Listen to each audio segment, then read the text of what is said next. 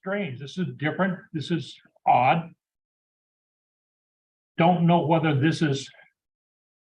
I was a project engineer for a number of years, and there's a thing called the 100-year weather cycle. And we had to deal with that as part of the wetlands restoration projects we were involved in when we were doing this kind of stuff. So is this part of that 100-year weather cycle? Or is this truly global warming? Or is this just 100 years? There's a thing called the 100-year weather cycle. Yep, here we go. Get the background too. Okay, so anyway, what do we do about winter preparations? I do want to point out one thing I observed this morning. We went for the dog for a run down the woods this morning. There's no goldenrod left. Only the purple fall asters are left. White ones are gone. Everything is gone. That is right on schedule. Stop and think about it. That's right on schedule. September, late September, early October, all the flowers quit blooming. So do we change our fall management or do we not? The thing I can't seem to get across to most of my students and the most of the people I talk to, the bees need 2 or 3 weeks of not having honey super on top of their hive in order to start filling the top brood boxes full of honey.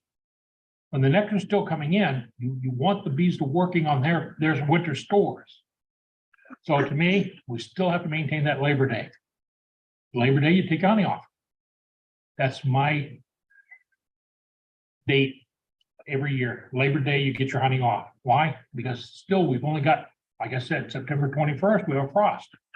We've only got until September 21st for those bees to put up 60, 70, 75 pounds of honey, because they've been raising brood in that top box all summer. And they're still doing it. Unless you take all that honey off and you force them to start storing that honey in the brood chamber, the queen will not move down and she will not allow the bees to start filling that chamber full of honey. So again, winter preparations. What do? I still believe Labor Day is the right day to start pulling your honey off, get it out of there, and don't stretch the season out. Because what will happen is what's happened to me. I said a couple of days ago, yeah, it was just a couple of days ago. I've got 4 hives in my home yard that don't have any honey in the top box. They still got brood. So my next 6 weeks is going to be involved feeding bees constantly to make sure they get enough nectar in those top boxes, because there's nothing out there anymore. It's all gone. The only thing I see in bloom is a gift to my wife from a woman that came and had some extracting done of sedum. It's still in bloom. But it's also a cultivated plant sitting on the wood pile at home. So it hasn't gone on the ground yet.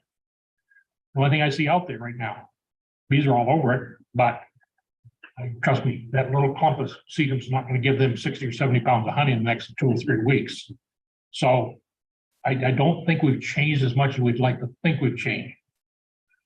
Springtime, perhaps we have. Perhaps springs are getting longer. They're drifting farther towards the 1st of May than the middle of April. We're not getting that weather. This year, I have no idea what happened. But somebody made Mother Nature very, very unhappy. But she rained on us every 3 days, all summer long. Now, I've heard from the experts, from the scientists, from the experienced beekeepers who run 3,000-4,000 hives of bees, that once it rains, it's 3 days before nectar comes back. The soil chills down, the nectar gets washed out of the plant, and it takes it a couple of 3 days to regen that nectar up, get it back into the flowers. Well, look at this summer. When did we have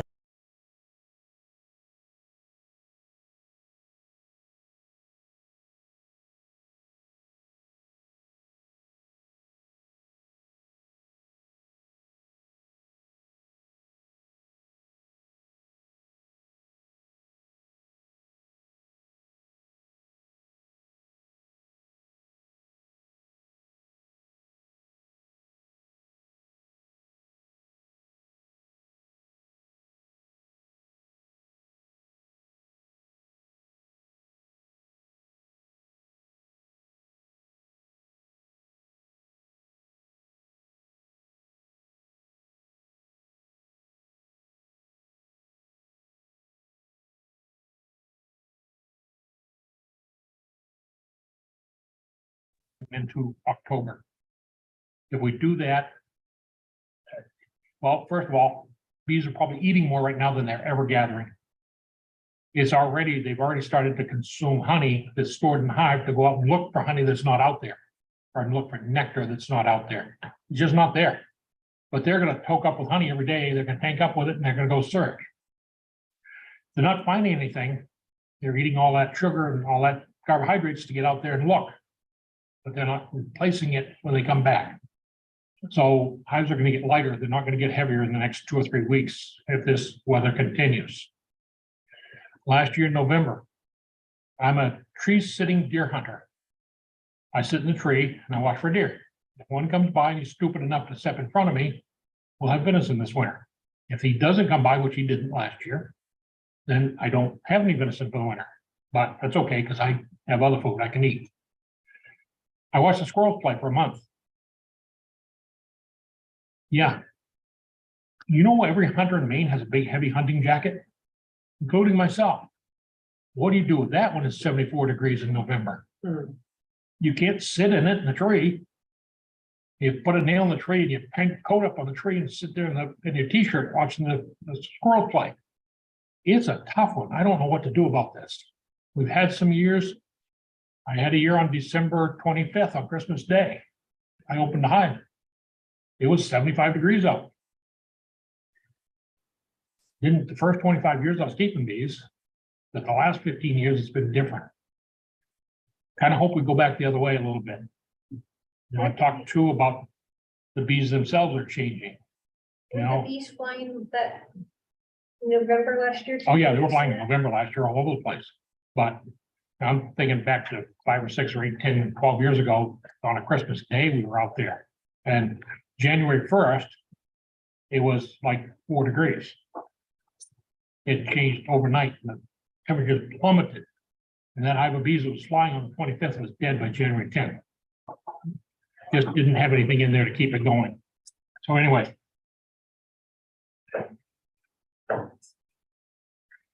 Our spring management, I haven't changed. I'm old. I'm a beekeeper that's been around a long time. When I put my first package in 1980, I expected it to be there in 1995. I didn't expect it to go anywhere. In 83, we brought tracheomite to this country, and 85, we brought varroamite to this country. We're pretty darn lucky now if we can get half of our hives through the winter. If we're running 2 or 3 hives, we're lucky to get 2 of them through the winter. If we're running 10 hives, we're lucky to get 5 through the winter. A lot of that is hinges on varroamite particularly, but it also hinges on this weather pattern we're sitting in. It's changing. I encourage everybody to start thinking now about feeding for the next 5 weeks. Until the sugar water freezes on top of the hive, keep feeding the bees. Because they're going to go out and forage. And we've got 60-degree days all in the next 10 days. They're going to go forage. And they're going to eat a lot of honey doing it. So put the 2-to-1 sugar syrup, 2 cups of sugar, a cup of water, boil it on the stove to get it so it'll dissolve correctly, start feeding it to the bees, and keep it going until it freezes on top of the hive. Yes. I've got several honey suitors full of uncapped nectar. This would be a good time to put it back on the hive, Put it above the inner cover. above the inner cover. Yep, and they'll pull it down. So there's no nectar pulling, they won't fill it. No, they won't fill it. But what they will do is go up and steal that. Because it's out of the hive proper. Once it goes above the inner cover, it's out of the hive proper. They'll go up, they'll grab that nectar that's not ripe. Yep. And they'll bring it down, ripen it up, and they'll store it in that top brood chamber. Perfect place for them. But should I put a empty honey super above the inner cover? Nope. Yeah. Put the honey right above the inner cover. Yep. Let's see. What else has changed? How many of you bought packaged bees in the last 4 or 5 years? Okay. Do any of you notice that they seem to really prefer to stay in one box? Yes. They don't seem to like to go up. They don't seem to like to fill that second box full of brood. They want to fill it full of honey. So you put them in, you get them started, everything looks really good. They've got 6, 7 frames of bees now going pretty strong. You put your second hive body on. They immediately fill it full of honey. Strange. And they'll leave it that way all summer. They'll leave it that way all summer. What is it? Everybody down Georgia's got their bees in one box. Where are you getting your bees from? Georgia. They're confined to one box down there. The queens are confined to the bottom box. They're kept in the bottom box. They only have brood in one box. Therefore, the bees are used to only being in one box. When they get here, you give them 2 boxes, but they think they're supposed to be in one to fill the second one full of honey. This is my thought. Now, I know bees don't think like people do, so I don't know what's going on, but I think they've been trained. I think the bees are getting trained to live in a single hive block. And I don't think that's enough bees to get through the winter in Maine, because let's face it, Georgia hasn't seen 20 below zero in a long time, if ever. So it's harder for us when we get these bees that don't seem to want to do what the book says to do. And we read the book and we interpret it one way, and the bees read a different book. Trust me, they do not read the same book we do. I had one hive this year. I swear they were perfect bees. I wish I had 20 hives just like it. I usually run 9 feet spacers in my boxes for honey so that I can uncap easier. It makes it easier to uncap the honey and get it out of the frames. I had a new box this year, brand new, all foundation. It had 10 frames in it. You know, I could run that knife down, peel that wax off just like it was meant to be that way. No holes, no divots, no missed spots, no raking with a uncapping fork. They did it perfectly. I know they read my book. They read the same book I did because they did it the way I wanted them to do it. 9 times out of 10, you get a 10 frame box and you're in there with the tip of the knife trying to dig the wax out and and you're scratching and then your strainer plugs up trying to strain the honey out. It is normal. This hive figured it out. They did it the way they were supposed to. I've had 2 boxes in 43 years that were like that. I swear, 2 boxes. The lady brought me one 5 or 6 years ago. Bees read the book, uncap it. There wasn't a single capping left on the frame. Put it in the extractor, you were all done. This one that I did this year was like that too. Other than that, no. You put 10 frames in the box, they find a way to make a little divot or a little hole in there somewhere that you can't get with the uncapping knife. You've got to go get it with a scratcher or dig it with the tip of the knife out or something like that. So it is different. I'm seeing a difference in the bees in a lot of ways. I know from experience that they push things in the south in the spring. They're trying to get enough queens to make up all these packages. They're trying to get enough queens to sell the queens that they need to sell to other people. They're doing a lot of stuff in the queen yards that you and I don't do. I've had a queen yard. I've raised a few hundred queens over my career. It's fun. It's difficult. It's very exacting and it's very time consuming to do this. But once you get them, now you got to get them in a mating nook. You got to make sure they're laying eggs. You got to make sure they're laying worker eggs. We're getting an awful lot of bees out of Georgia right now that come through with virgin queens. They're not mated. They're pushing their queen yards so hard to get these packaged bees delivered when they say they're going to deliver them. They're just grabbing queens and putting them in cages. They're not looking to see if these queens are mated or not. So it's, it is what it is. You get one of these things, you've either got to get a new queen in there very shortly, or you've got to give her enough time to go mate. Remember, when she comes in, she's probably not with the bees, and she's definitely not with the bees she was raised with.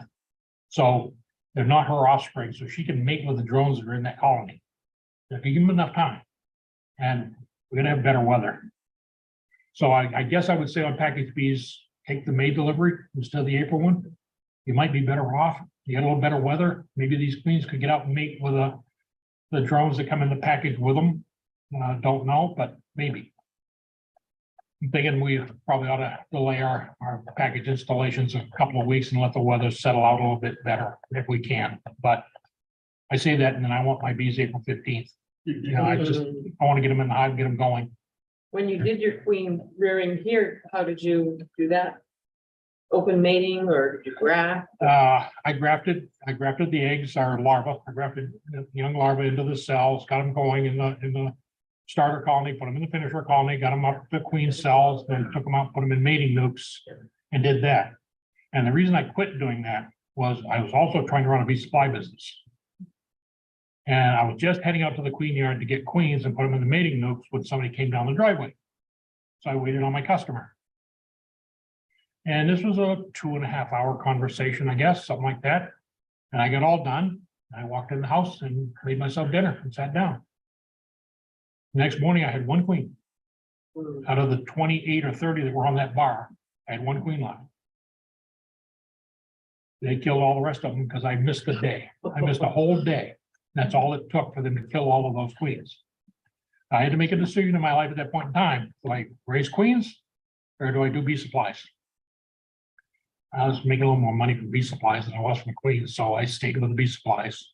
I quit doing queens for a long time. I've done a couple this year.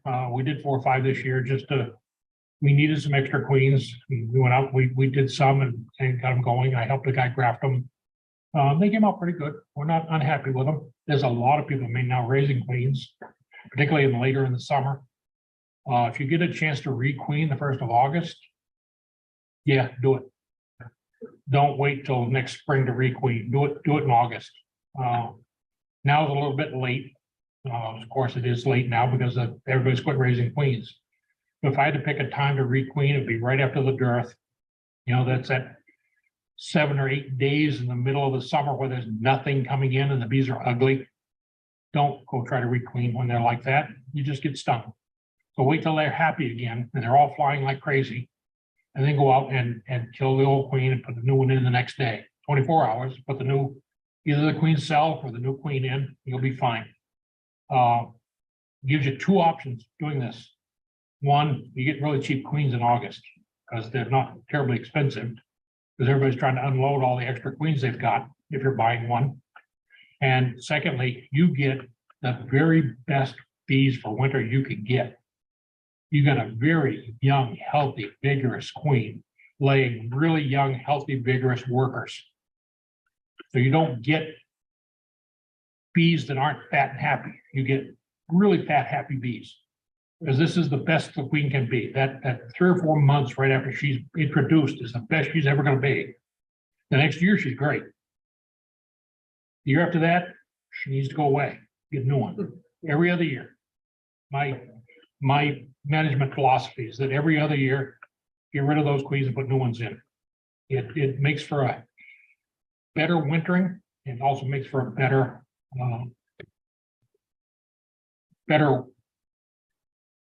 production of worker bees to go into winter. So therefore it makes better coming out in the spring.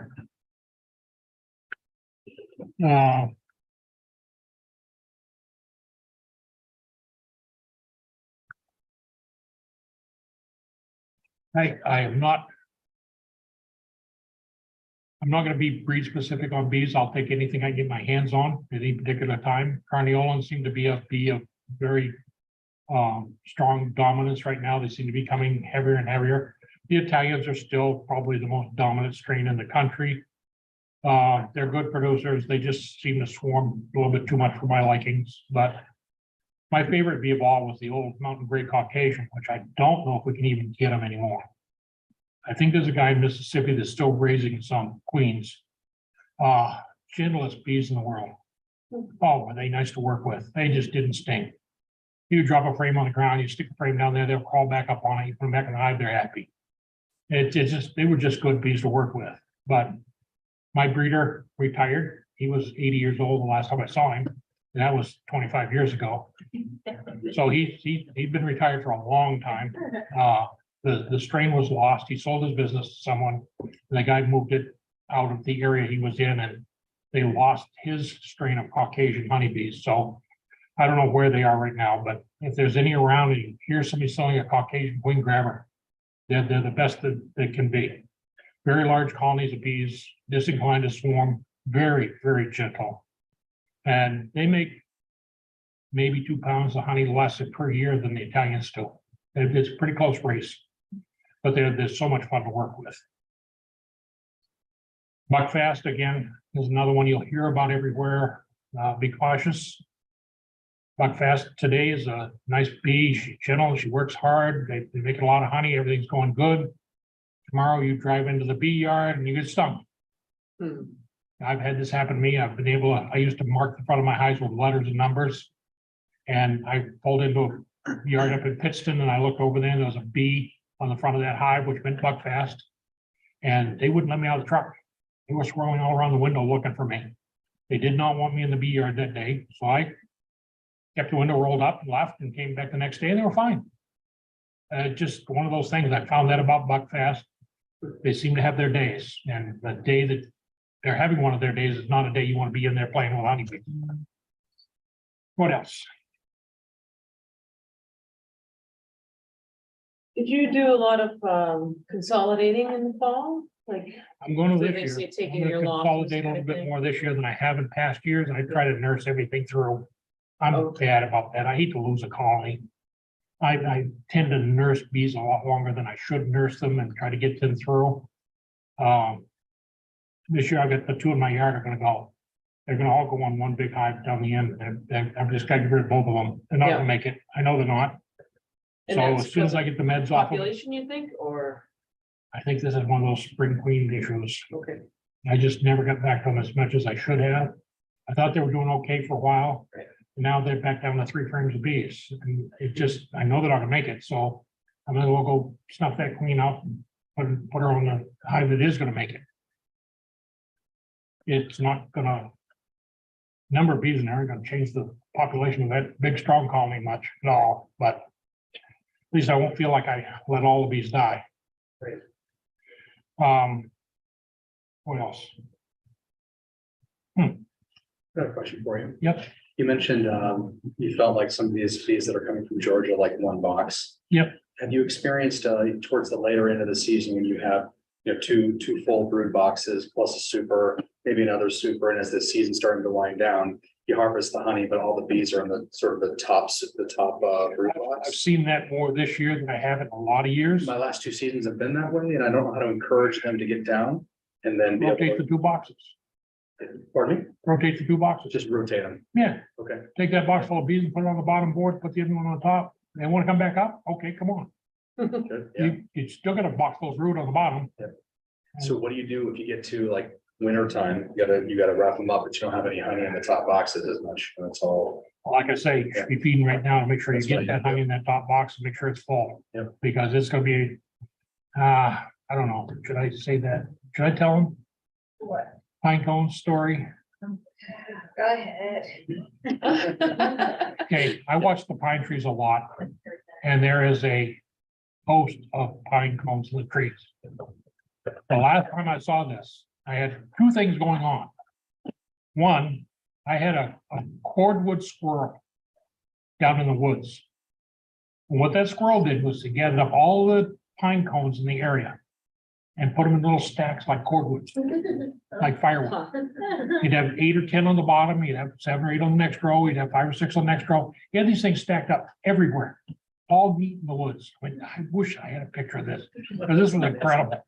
I mean, this squirrel was really industrious. And not just one pile, but he had them everywhere, amazing. had them all stacked up. And we got feet of snow. Just feet of it. Yeah. 8, 9 inch storms, one right after the other, all winter long. You know what I'm seeing? A lot of Pine cones in the trees, a lot of pine cones in the trees. So are we gonna get a nasty snowy winter? Or is my squirrel dead and gone and he's not gonna gather up his pine cones anymore? I don't know. Pines they haven't fallen out of the tree yet, so he's not stacking them up yet. Don't know what's coming, but I'm looking for a snowier winter, maybe a longer winter. Don't know. This is what's scaring me right now, is we're going farther down in the spring with wet, messy weather.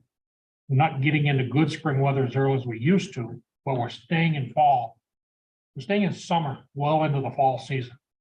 And this is supposed to be 52 degrees out here. It's not supposed to be 81 degrees. This is wrong. It's not what I'm used to. Now, I'm not saying it's wrong. It's just not what I'm used to. You know, I'm used to Freiburg Fair has frost. Not this year. We looked at the weather map for Freiburg, and there's no frost up there this week. I didn't. No, I've been up there one year when it snowed. And it's not a snow this year. No, so we'll have to be careful with what's going on. Watch your bees closely between now and the end of the season. I'm probably gonna say some bad stuff right now that I probably shouldn't say, but I'm gonna say it anyway because it's the way I feel about things. How many of you medicated with Formic Pro this fall? Fall, summer. Watch your queens very, very closely. Make sure they're still laying fertile eggs. I've had a couple, I had one lady get her Formic on the wrong time. Next 2 days after that was 90 degrees. Too hot. It was too hot for it. But I went over and checked our queen the other day. She's fine. The queen still survived. They're still laying fertile eggs in the boxes and so on. I did that a number of years ago. I checked right after, I think it was just Formic. I think it was Mighty Way Quick Strips. I don't think it was Formic Pro. And I was concerned because I've been having trouble keeping bees through the winter. And I went in every box and I looked. After I pulled the Formic off, every queen was in there. By January, half of my colonies were dead. And the only thing I could figure out when I went back in there in the spring was there was a little bit of drone comb in worker cells in the middle of the hive. I'm saying that somewhere along that way, she got infertile. She couldn't lay a fertile egg anymore. She was just laying drone eggs. And the colony just depleted itself over that time, from the time I checked in mid-September. So remember, I pull my honey on Labor Day. The day I pull my honey is the day I put my meds on.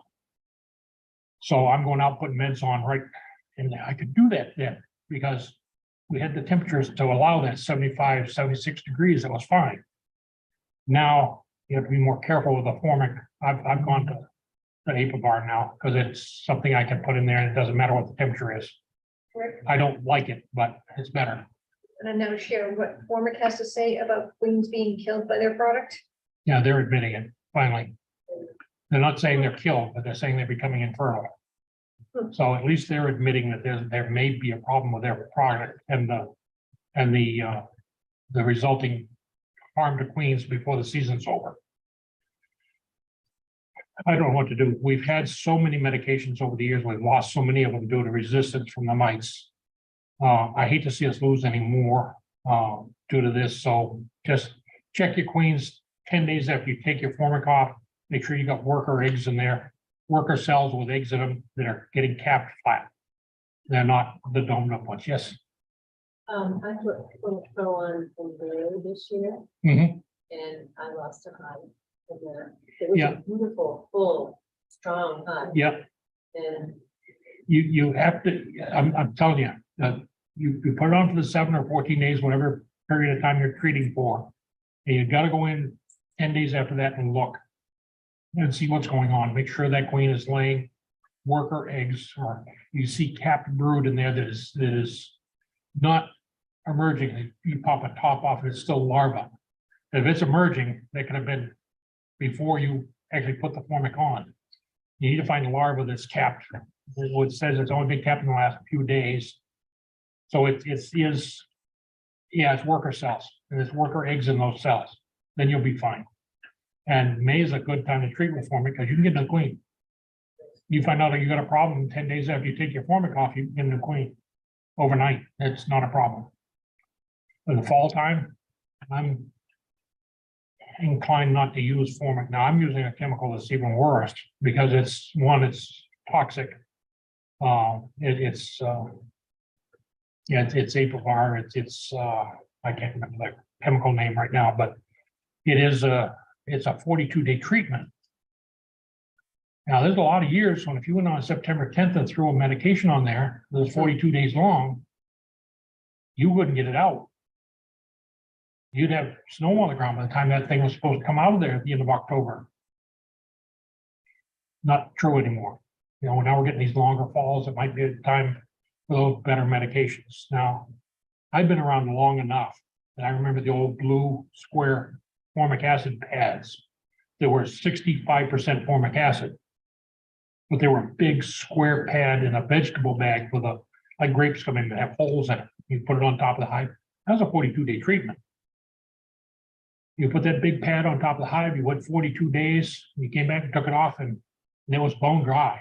You put it on, it weighed 2 pounds, you took it off, it weighed 2 ounces. So we knew that the formic was getting in there and working. but it was 65%. We're down to 43 now.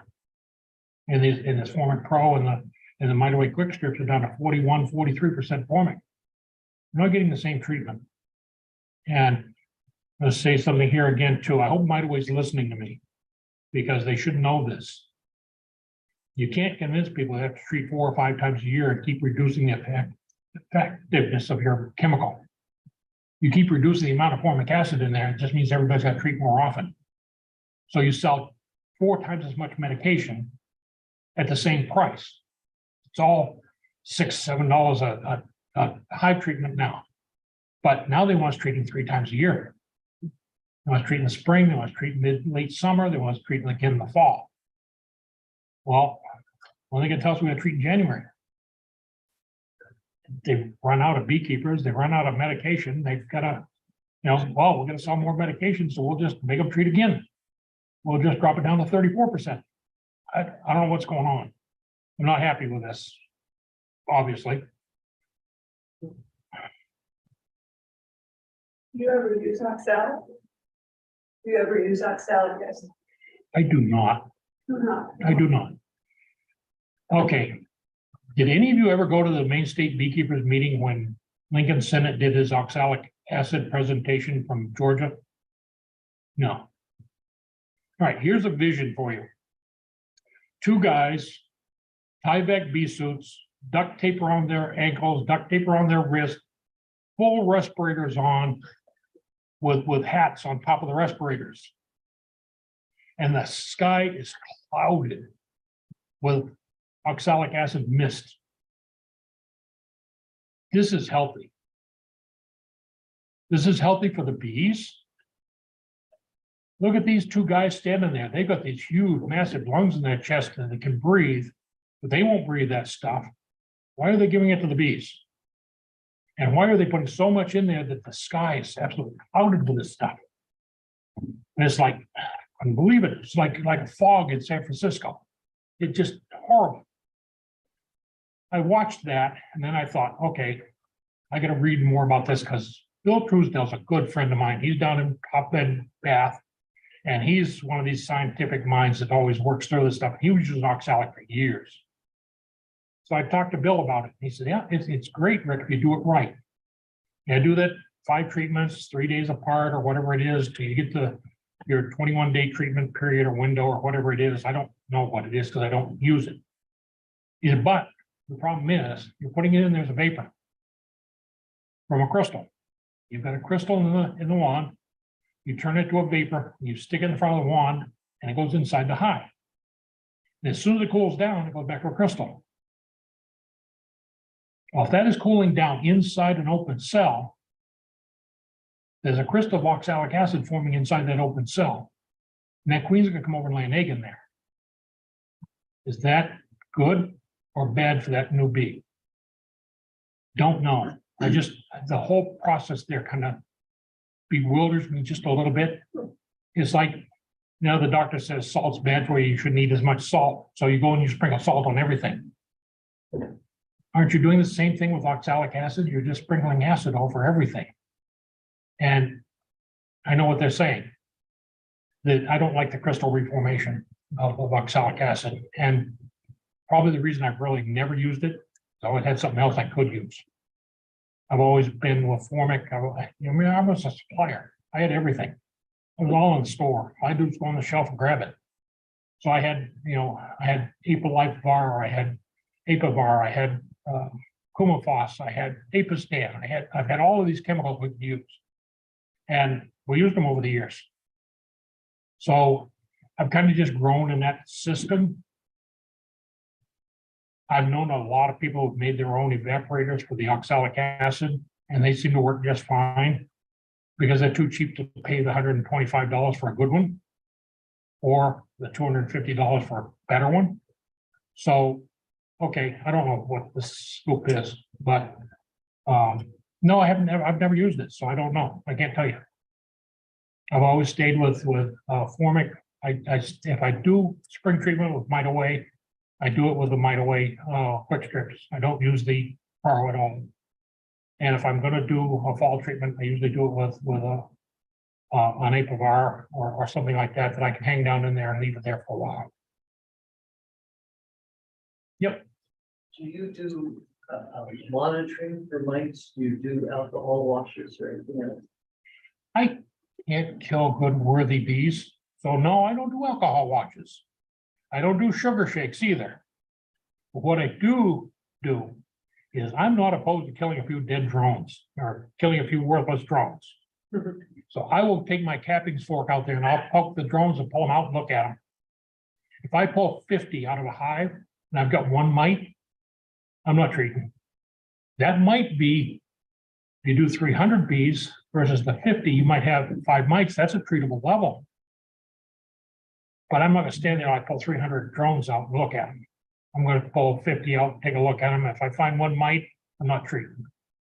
I pulled probably 60 or 70 drones out of one of my honey boxes yesterday or the day before. 4 mites. But it wasn't one box either. I'm sorry, it was 3 boxes.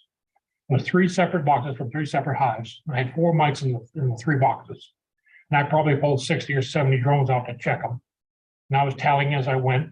And yeah, I had 4 mites in those boxes. Those are all drones. That's the favorite place for a varroa mite to be. So I would have thought I had a bad infestation. I thought I'd have more in there than that. And I didn't. I'm happy to say that this year, I saw 2 hive beetles, both adults.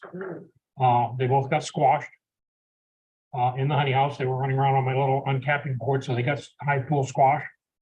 Other than that, I didn't see anything bad this year. I have seen some pretty bad infestations of small hive beetle in years past. I picked boxes up and had thousands of them on the floor of my shop. You shake the box good and hard, and there's even more. You know, and the hot water does a wonderful job. They go down the sump pump, they go over the ground somewhere, and they're gone. Didn't see that this year.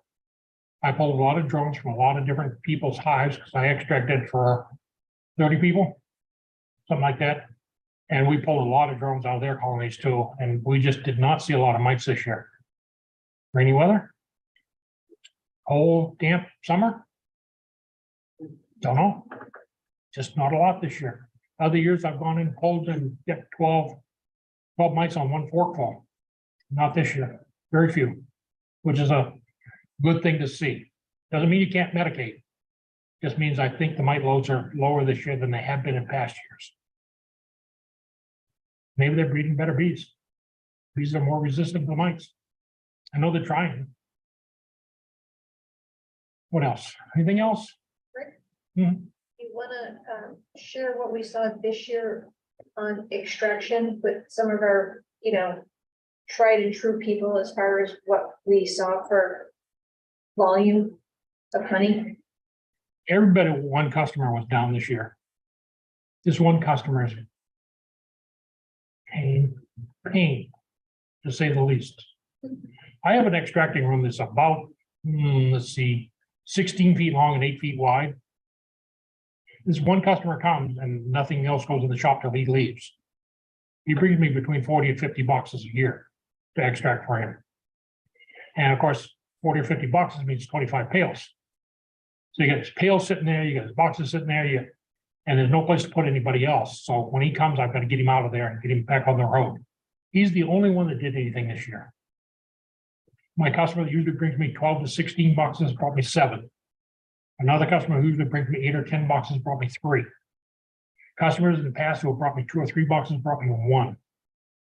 So I believe honey production's down. Mine's down. I know it is. But this has been a slow year for honey production for everybody in our area. This is Bath, Brunswick, Gardner, Durham, and that way. It down to Freeport. It's been a pretty slow honey production year. Which probably means too, that like Pointer honey, we've taken away everything the bees got. I saw some of my hives, sir. I'm sorry. I have a bad back and I can cuss and say bad things at the bees. Because I had some of my boxes that were, I still run deeps. Why? I don't know. I'm old. I'm decrepit. I should not run deep boxes. But everything I run's deep for brood. So I'm trying to lift these things up and move them out of the way so she can put the meds in for me. She's my medication girl. She gets the meds ready to go in, and as soon as I get the box propped up, she drops them in there, and I set the box. I'm telling you, there was at least 10 or 12 out of my 30 hives this year that were, yeah, okay. They hurt. There's no plain, just plain and simple. They hurt. You pick the box up and set it back on there. It's all of 95 or 100 pounds. You're sitting back on there. Others, I hold it up with one hand over here, wait for her to finish and put it back on. Watch your bees close this fall. Some hives may be booming. Other hives may be struggling like the dickens. Just watch them. Beat them up, get them going good. You should be fine. One story, one lady last year, 7 hives. She called me up in the middle of December. And she said, Rick, can I stop feeding now? She is supposed to freeze tonight. I said, sure, go out in the morning, take your feeders off, take the feeders off the top of the hives because bees will all be huddled down underneath. She survived 7 colonies. She's the only one I know of that had 100% success last year. But she fed right up until Christmas. She also didn't make any honey this year. No, she didn't make any honey this year, but nobody made honey in my area. So it is what it is. If you're gonna consolidate hives, how should people do it? I like the old newspaper trick myself. Just you've got a double deep there that's strong and full of bees. 2 sheets of newspaper, put it over the top, cut a couple of slits in it with a sharp knife. Take the bees that you don't want any longer, or you want on there to unite with the colony that's there. Kill that queen. Do not let her go. Because the chances are that she may be younger than the queen that's in the old box. If she kills her, you got a crappy queen next spring. Make sure that the queen that's in the hive is the one that's got all the bees there. Make sure you kill that other queen before you put her up there. Don't let them fight. Because it could be that the wrong queen will win. So do that one at a time. You got 3 hives that you need to put into one. Do one on top till it's empty. Take the next one, put it on top again, another newspaper. And the third one is another set of newspapers. Let them shred that newspaper up and join up together. When you get the third one empty, then you put those boxes away. Preferably with wax moth treatment in them. Because the wax moths will just love to get in there and race the dickens with those old combs. Dick, what did you say you do about wax moths? I put a treatment in there for them, paradichlorobenzene. It's called Paramoth. You can buy it at most of the bee supply stores. It's a very small unit. Takes 2 tablespoons on a piece of newspaper. Every 3 boxes, you put a piece of newspaper and 2 tablespoons in there, and it'll kill the larva. It won't kill the wax moth, but it'll kill the larva. So you won't have those cocoons. You won't get the cocoons in the boxes. We're doing this right now. We've got some in the honey house that got in this fall. We're having to treat them and knock them down. We got a lot of wax moths left, but I don't know how much larva we got left. We're trying to get rid of it. And dipel was the thing that we just, There is a Bacillus thuringitis. It's a wonderful chemical because it's insect specific. And wax moth is very similar to cabbage loopers. So if you get BT, which does not affect honeybees in any way, shape, or form, you can actually go into a hive that's got an infestation of wax moth larvae and spray this stuff in the cells. And the wax moth will eat it and die. The larva will eat it and die. Won't kill the adult wax moth. It'll kill the larva. And then you don't have this problem with these webs all inside your hive everywhere. It's Bacillus thuringitis. It's BT. It is insect specific. There's one for potato beetles. There's one for cabbage loopers that we use on cabbage and cauliflower and Brussels sprouts and broccoli. That's one BT. There's another one for potato beetles, and there's another one for another crop. I don't remember what it is, but they are insect specific. In other words, it only attacks the cabbage beetle, a cabbage looper. So it's a great product to have. It doesn't affect honeybees. So you put that, You actually spray it right in the combs. When in the hive with, Well, before you store the hive, okay. spray a little bit on the comb before you store the hives. And if the cabbage loop, if the wax moth larva hatches out, it'll get killed. And that's what you want. You just. Have any of you ever seen a wax moth results of a wax moth in a hive? It is horrible. These things are sticky, they're gooey, they're webs like a spider web, only 500 times worse. And they just, you just don't even bother, just throw the frames away and burn the, scorch the box and put new frames in, because it's not worth trying to clean up. It's just too hard. They make a mess.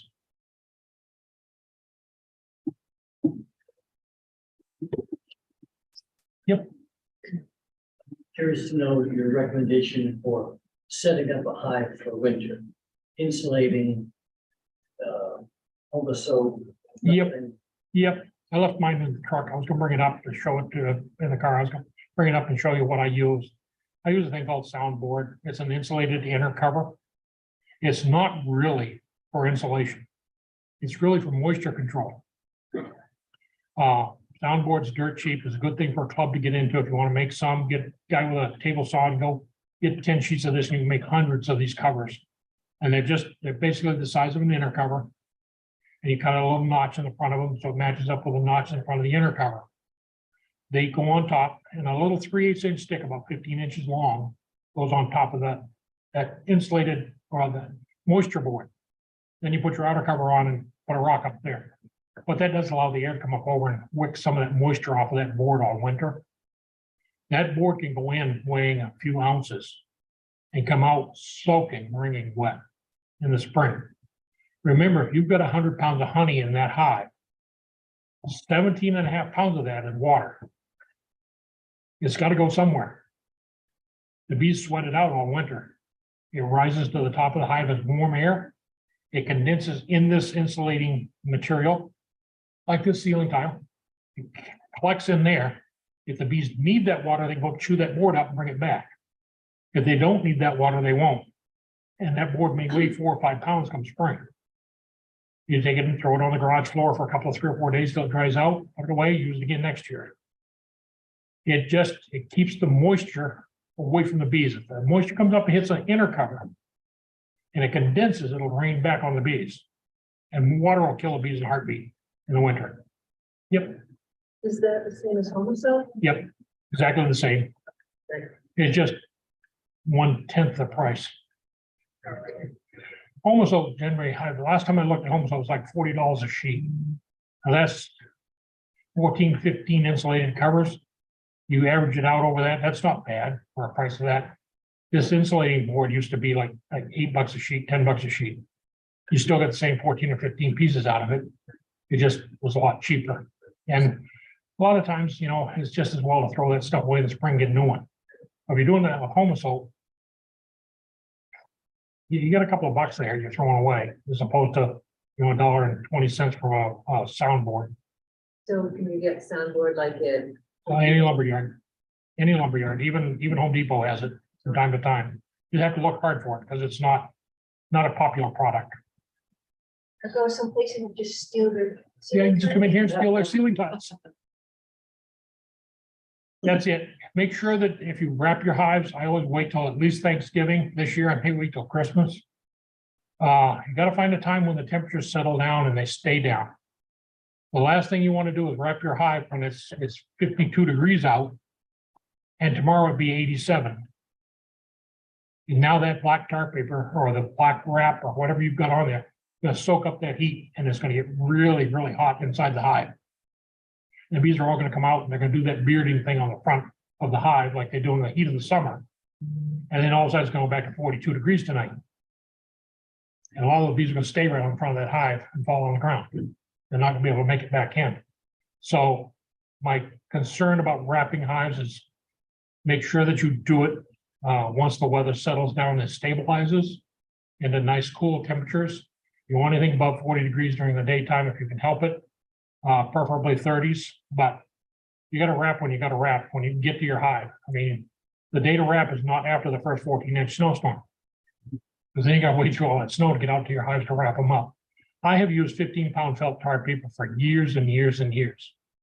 You get about 40 out of a roll. Rolls $12, $14, $15, something like that.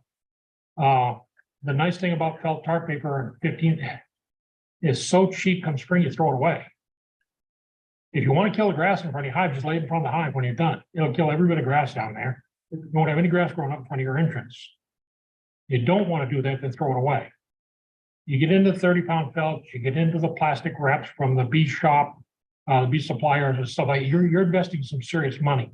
$15, $18 for a hive wrap. You got 30-pound felt, you're getting way less than you're getting with a 15-pound. Do it with 15, throw it away. All you're trying to do is get the sun to beat on that tar paper and warm the inside of the hive up. That's all you're trying to do. And that only matters in February. That's all that tar paper is for, is February. Winter's almost over. Bees need that little bit of heat just so they can run over there, 3 frames, and grab that honey and bring it back today. That's all it's for. Just to let them go forage a little bit and bring that honey back to where the brood is. Because February, we got brood. Anything else?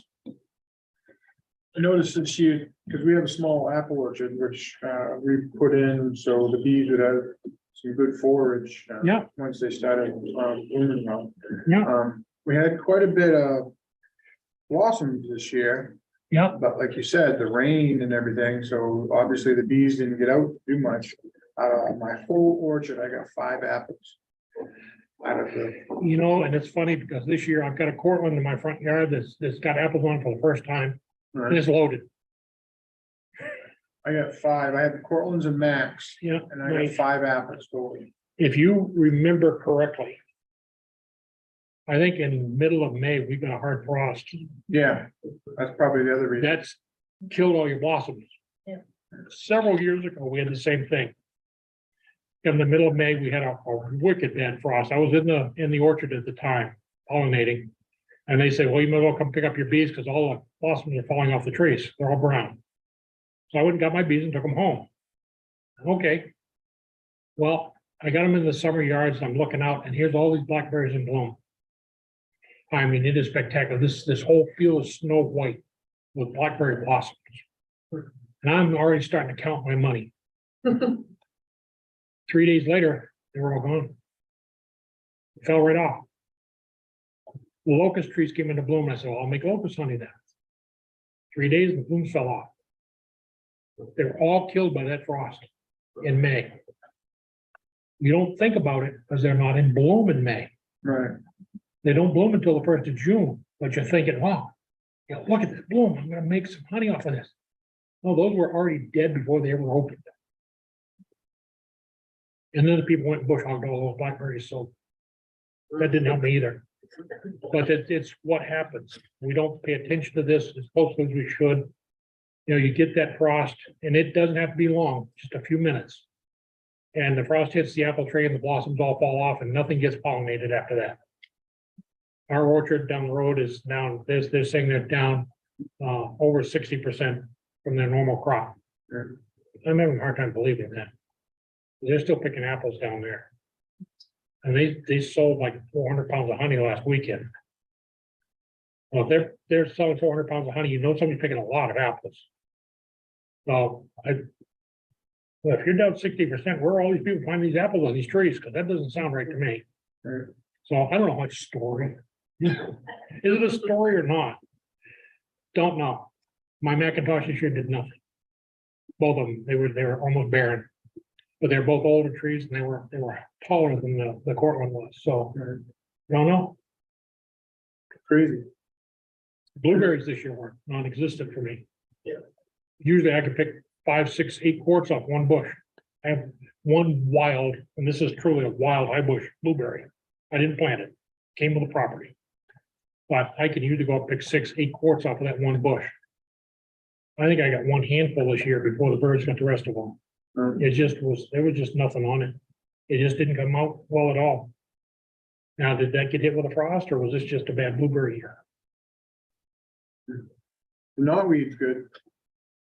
Knotweed's always good. Plenty of that. It always comes at the right time of year. Yeah. It's still summer. That's what my guys are eating right now is knotweed. Is it still in bloom? No, it's gone No, back. it's gone by. Yeah, That was the last big hurrah, yeah. was the knotweed in my area, and I have. I've got that darn gas pipeline from Canada coming right through the back of my yard. And that was goldenrod, just absolutely fantastic yellow goldenrod through both the early and the late season goldenrod. It all came yellow, it all kind of died out, and then it came back yellow again. There's two types of goldenrod down there. Only the bees hit the last of it. And they only hit that very late in the season. And there was not a lot of honeybees down there. I figured I've got a knotweed patch just down below the house too, at a dairy farm. And I think that they were going down there and not getting on the goldenrod, but I can't be sure. I just didn't see a lot of bees. I go down the pipeline almost every day. I didn't see a lot of bees foraging down there. Bumblebees, my word, there's bumblebees everywhere. There were hundreds of them down there, but no honeybees. So obviously whatever was in the goldenrod didn't attract the honeybees. So something, or there was something that's more attractive to somewhere else. Yep, This is my first year with a hive yeah, and. congratulations. Thank you. I was gonna say. We my got you son- for the rest of your my life. son, We got so- you now for the rest of your life. I love it. I've never wrapped a hive before or anything. I wish I had paid more attention to my dad. and did it, Yep. But, my hive I just have a single deep. And Yep. it has a hole in the front, a Yep. ventilation hole. When I wrap that, do I leave that hole open? I do. You do, so you just cut it out. I wrap it solid and then I take my pocket knife, cut that hole out and Okay, leave it open. okay. And then I don't have a notched inner cover. Is that fine or should I? You don't have to have it. If you're gonna use an insulated cover, pocket knife will cut a hole in that notch, make a notch in that cover pretty well. You want the bees to be able to get out through that, push that outer cover all the way forward in the fall when you finish your work. But the bees can actually come out that hole if they need to in the winter to go to the bathroom. Okay. They'll use that hole to go down through. They'll come out the inner cover and go down and poo in the grass and snow, and then they'll go back in above. That's what the long stick for, 15 inch long, 3/8 inch thick stick, 3/4 wide. You put it up there so the bees can't get above it on the inner cover. Okay. They're gonna have to go back in the hole they came out of.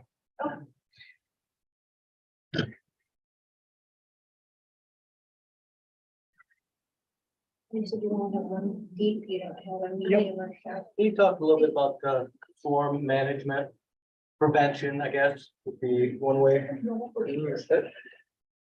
Here's what I've been doing. Yeah. And it's been working out okay. We're basically making nukes and then notching. And then the ones that are left, they create their own queen and Yeah. the nuke goes off to some buyer. Mhm. We're doing that in the late spring, early summer. But you just talked about doing, replacing your queens in August. Mhm. What, So you're and I'm using that as a swarm management technique. you're swarm managing through nuking out your colonies and making them weaker all summer, so you're probably fine, because your last queen's gonna be raised in June. So she's only got June, July, and August and September, so she's not old. But the people who get a package of bees last year and went all through last year with it, now they're coming into the end of this year, they should be replacing that queen. Okay. So they get a young, vigorous, vital queen in there doing her job. Selling nukes off is probably a better way to make money than making honey by a long shot.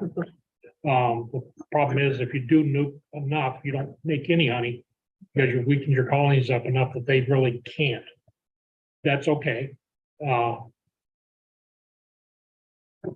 I still think that at some point in time, you probably want to replace your queens. Because one thing is you're not controlling your genetics at all. You're just taking the same hives you've got every year and you're nuking them out and giving away your old queens and letting the same queen eggs develop into new queens. They're gonna mate with the same drones from the same production system. You might want to occasionally just go buy new queens and put them in there. Yeah. And change the whole structure of your genetic system. So that you're not relying on a very restricted set of genetics over a period of time. Get some new stuff in there. They do it down south all the time. The guys down there, they'll go out and buy 25, 30, 40 new queens from somewhere else and bring them in to start raising those to be queen mothers. So they're not using the same genetic material year after year after year after year. And that's, you want to create swarming, just don't manage your bees. And they'll start swarming. And you put the swarm in a box, that's fine. But what have you got in that box that's left behind? You got a queen from a swarm. You got a swarm queen. So next year they swarm again and you get another swarm queen. All you're breeding is swarming. You're breeding swarming into the bees. So that's not a good plan either. Equalization is probably one of the best swarm management plans a small time 3 or 4 colony beekeeper can have. Equalization. You go out in the spring, you count the frames of bees in every hive. You come back a week later and you make all those hives equal. So you got 6 here, you got 9 here, you got 12 over here. You take the 12 hive over to the 6th hive, you make that one 9, 9, and 9. Right. So you just equalize it. You take some bees out of that strong colony, you put it in the weaker colony, you build up the weak colony, you stop the strong colony from swarming, and you just got, you know, a whole bunch of bees that can make a lot of honey. That's good. If honey's your game. If honey's not your game, then, you know, the sad thing is, I hate to say this here, but I will. I don't like honey. I probably eat a total of a tablespoon of honey a year. And it's usually from my customers. I have to see what their honey tastes like, if it tastes like mine. And I probably get 6 or 7 fingerfuls a year out of the extractor. And that's all the honey I eat. Man, I love honeybees. I love the honeybee. I think she's the best there is, but she makes a product I don't care for. Yes, What's your philosophy on queen excluders? Do you use them? they're great for draining comb honey. They're no good for anything else. I believe the best product you can have to stop bees from going into the honey super and laying eggs is a full box of honey. Just get them to fill the box full. If they start laying brood up there, fine. Another empty box below it. Make them finish sealing that up and capping it, and then put it back on top of the hive. Queen will not cross a honey barrier to lay eggs. But once you get that first box full, she'll never cross that to go up and lay eggs in the 2nd or 3rd or 4th box. And I want to relate what I always relate to people who ask me this question. Thanksgiving Day. 2 o'clock in the afternoon, we just finished Thanksgiving lunch. You just had the turkey, and the stuffing, and the gravy, the mashed potatoes, and the turnips, and the squash, and all of the good stuff. Do you really want to go crawl up in the attic through that little tiny crawl space? No. But you're asking the bee to do that. Because she's coming in the field with her stomach fully distended, full of nectar. And you're saying, crawl between these 2 little wires and go up there and put the honey up there. 9 times out of 10, she'll do that. She'll just regurgitate it somewhere in the brood nest. And then somebody will have to move that later on. But I don't like queen excluders. I think if you're raising comb honey, they're an absolute necessity. You do not want any brood in the comb. Other than that, they belong on the shelf somewhere in the barn, getting rusty. One of the other things I remember from one of your classes from a while ago was that removing the supers as early as you do helps cue the Yeah, hive. what we're trying to do is cue that queen in September to, we're actually cueing the bees in September to start storing honey in the brood chambers, not in the honey supers anymore. Leave the honey supers on there. They're gonna store in the honey supers. That's where they're storing their honey. You leave them on too long, they just keep going up there and storing it. Then the flowers are gone. And they have nothing to put in the brood chamber, in the top box, or the top 2 if you're running mediums. Whatever the case may be, you need to actually cue the bees. If, hey, winter's coming, I'm taking all your honey away. You need to start putting this somewhere else, other than up here where I'm gonna take it. You need to get it down where you need it. And it's hard sometimes to do that. You want to extend that season, you want that other 2 pounds, you want that other 5 pounds, you want the other 10 pounds of honey. If you're gonna do that, I hate to say this, but do like the Canadians used to. Just go out there in October, kill all your bees and take all the honey. And then go extract it all. You'll probably make enough money from your extracted honey to buy new packages next year. Don't let them die of starvation in January and February because you waited till October 1st to pull your honey off. Get it off on Labor Day, 1st of September, get it off of there. Let the bees start storing honey. They have a much better chance to get through winter. I love to go out in the spring and see a hive boiling over. I got a surprise this year, actually. I had 2 dead hives down the orchard. I went down there and Michelle went over to, we were gonna put 2 packages in. Michelle went over, popped the covers off, slammed them back on. Oh, there's bees in there. Both hives right boiling over with bees. I thought they were both dead. I think I medicated last fall, but maybe I didn't because I didn't see any bees in there. Well, those are the bees that had those boxes full. They'd already moved down the bottom box. That's why I didn't see them. I opened the cover, there was no bees in there. Oh, no, they're dead. No, they weren't. They were very healthy. And they made me some good honey this year too. It was a big surprise. Hmm? Yeah, it was a big surprise. Yeah, especially for my wife. She's not a big bee fan. She works very hard with me. Don't get me wrong. She works very hard with me. But she's not a big bee fan.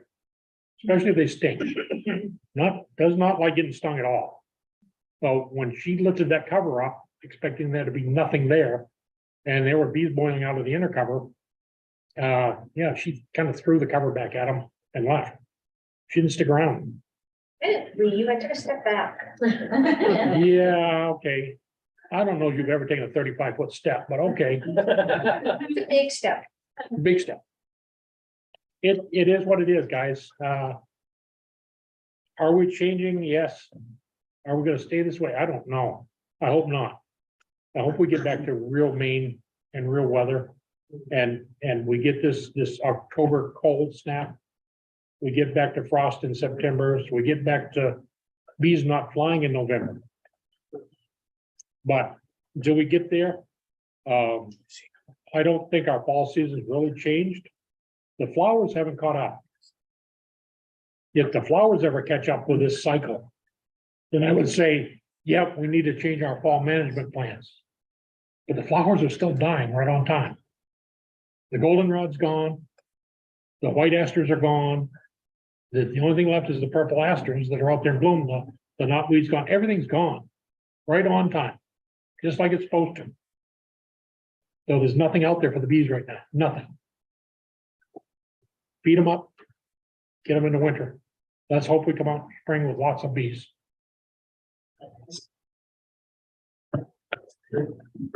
Nothing else? Yep. I have a question for you. What's your recommended configuration for winter? 1, 2 Deep. chamber, 2, 1, Two. 2 deep, 3. 2 deeps. That's 2 deeps or 3 mediums. It's exactly the same space. And I would encourage anybody who's just getting started, get into mediums and don't leave.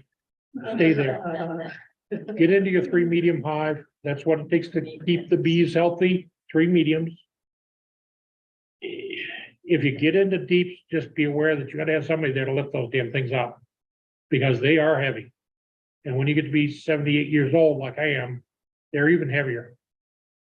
I have one of the things I teach my bee school when they're locating their hives in the spring, when I teach people about putting their hives in southeast facing, in a nice flat place where you don't have bears.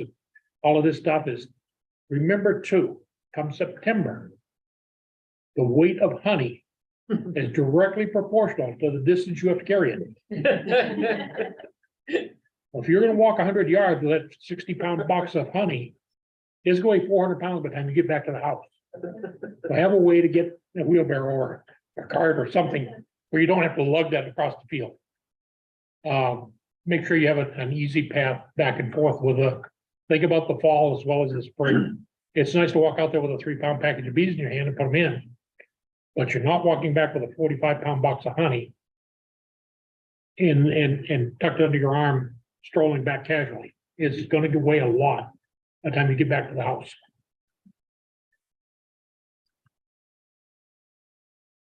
There.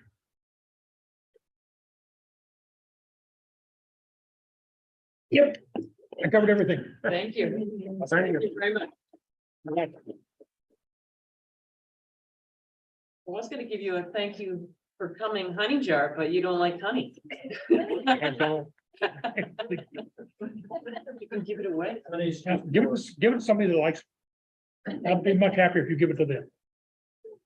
Okay, I'm gonna try to get out of this chair. And we're gonna bug out, because we got an hour's ride home, and we got a puppy sitting on the bed sleeping. Thank you for coming down. Yeah, Thank you thank for coming. Oh, no, she's on the bed sleeping, trust me. And puppy is 7 years old and 90 pounds. Oh, So Yeah, you can she's a cuddle. check the internet. Because you can look at our sleep number bed and see that that bed is occupied 23 hours a day, and it's not me. Really messes with our sleep numbers. Sleep numbers, a nice bed. It goes up, They are. it goes down. They are. Our heart rate is pretty consistent, not wet rate though, I mean. And the dog. She was rescued, and best we can tell, she's a black and tan. Listed as convicts. 10 weeks, 2 pounds, 7 pounds, 90 pounds. I used to write. Or I think. I wouldn't mind. 25 years. Getting, I've got that on my too, so. They tell me. They're not one of the- Tell me it's She's terrified. You got the minutes. Joe. Yep. Send it to everybody or just the minutes? She did. Yep, I got it. Yep. Okay. Be called. Yeah, who magazine? So sorry, you're doing great. Good. Yeah, they haven't. Press. Oh, Janet. I didn't notice any. Thank you. I enjoy, I'm a big Not many fan people, of. not many people even get to do that. It's always fun to hear. I think of you. I was gonna say, early bird registration for the state association ends day after tomorrow. So if you want to register for the annual meeting for Emmett, There you go. cut me a check. I got the computer. I'll fire you in right now. There you go. For membership? No, one year. So membership is different than the annual meeting. Yeah. Treasurer report. Oh, yeah. Great. And it's, we're still recording. Everybody received the minutes. I usually put my house on and do, see what they can do. Send the jar out. That's so hard this year, and it was great, It's made a bunch of new. They said, but. They're really great queens. So this is all. Second, Okay. They're gonna stack and. That was a experience. Yeah. Can I ask you a quick question? So the nukes were. That's all right. None of us do. So Andy. this pod that Quick, we're doing- quick I little business reviewed meeting here. in September. How's the mentor program? The Queen and I didn't come. She wasn't doing it. So I retweeted when I went to that Queen was nowhere to be found. And they- Only see it later. So it's been great. But they still have not filled. I out the thought. pod. So just a shoot along. Okay. Do I feed them? Do I get to feed and just keep feeding them even after business? Just. In the theater. Okay. I don't. For MSBA? Oh, no, not. I used to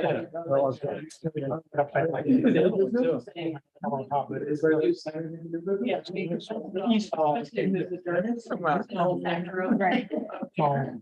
Did you say you- Okay, that's what I have on there right now. Yeah. Yeah.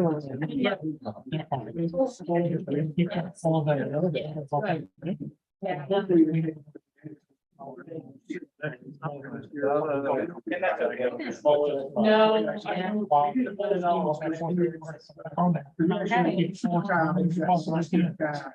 And we've lost. See what happens. All you can hope for is that they build up enough. They're like avid kids. All right,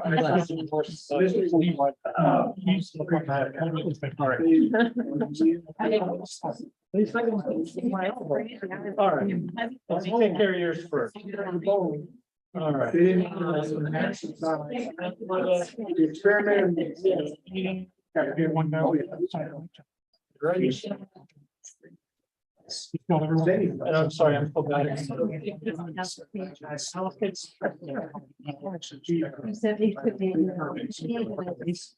That's fine. Not adding.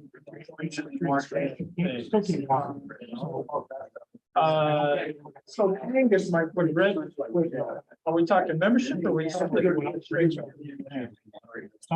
Yeah. Like we had Brittany from the state come and go through stuff. Different plot. You rearrange my friends for me, and but right now, my.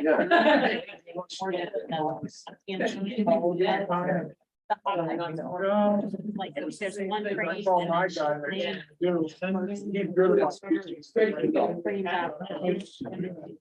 January, and I called it. How do we? Okay. The reason being.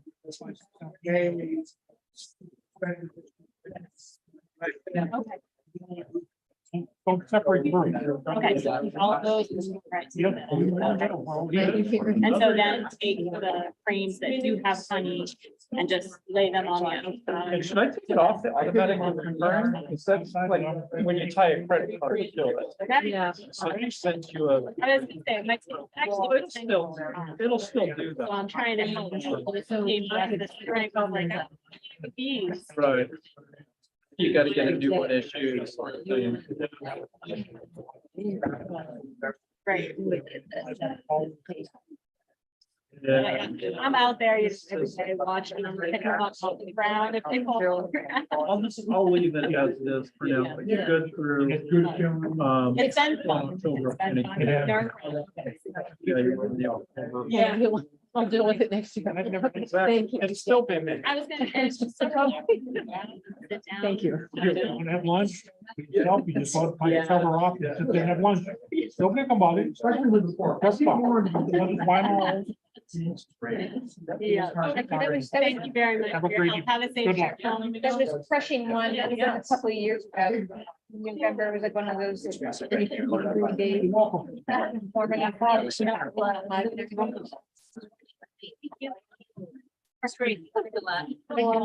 Yeah, that's. It's like one after another, it's like crazy, it's like one after another, is like, what are you doing? Thank you. Have a great night. Good luck. Is that usually more than three? Yeah. Yeah. Thank you. Thank you. I'm always with it, it's easier, but with some, you have to be careful on how they kill them. Some of them still shoot them. So when they do. Send bones back,